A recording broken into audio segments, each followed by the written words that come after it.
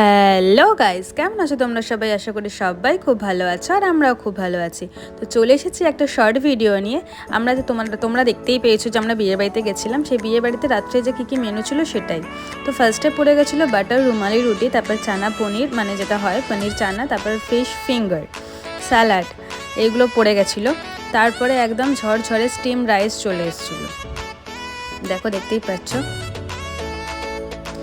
Sorry, এটা piece rice ছিল, মানে পিস রাইস আর ছিল হচ্ছে তোমার, তারপরে পড়ে যাবে দেখতে পাবে এইরকম ভেটকি মাছের পাতুরি। তো পাতুরি দিয়ে বেশ খেলাম ভালোই, মানে একটা বড় পিসই ছিল। তারপরেই চলে এসছে আজকে শো স্টপার মাটন কষা।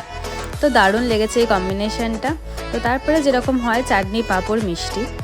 তো এখানে ছিল বেকড রসগোল্লা, কালাকাঁদ, এইসব আর কি।